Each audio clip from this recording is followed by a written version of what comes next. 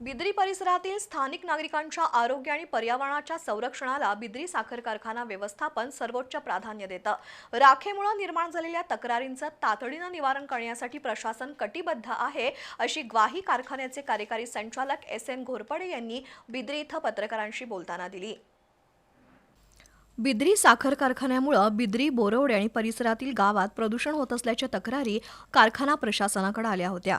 या पार्श्वभूमीवर कारखान्याचे कार्यकारी संचालक एस.एन. घोरपडे यांनी कारखान्याची भूमिका स्पष्ट केली. नागरिकांच्या तक्रारींची कारखाना व्यवस्थापनानं अत्यंत गंभीर दखल घेतली आहे. वास्तविक सर्व साखर कारखान्यांच्या चिमणीमधून काही प्रमाणात राख बाहेर येत असते. मात्र शासनानं याबाबत ठराविक क्षमतेनंच राख बाहेर जाण्याची मर्यादा घातली आहे. त्यामुळे शासन नियमाचं उल्लंघन होऊन अधिक राख बाहेर पडू नये यासाठी कारखान्यात अद्ययावत तंत्रज्ञानावर आधारित आधुनिक मशिनरी बसवण्यात आल्याचं घोरपडे यांनी सांगितलं.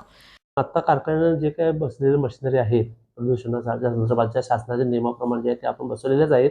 परंतु त्यातून सुद्धा आपल्याला जे काय आता बाहेर राख पडते किंवा एक्सेस व्हायला लागले, त्यासाठी आपण ज्या कंपनीनं बॉयलरची बसवलेली एसपीजी मशिनरी आहे त्याच्या एक्सपर्टना आपण 2 दिवसामध्ये टेक्निकल मीटिंग करतोय आपण त्यांची, की जेणेकरून पुढच्या येत्या सीझन संपल्यानंतर येणाऱ्या ऑफ सीझनमध्ये आपण त्याचं काटेकोर पालन करून त्यांच्या नियमाप्रमाणे शासन नियमाप्रमाणे जेवढं कमीत कमी एकदम म्हणजे आपण राख बाहेर गेल्याची दक्षता घेण्यासाठी मॉडिफिकेशन आणि त्या मशिनरीमध्ये बदल आपण या ऑप्शनमध्ये करून घेणार आहे.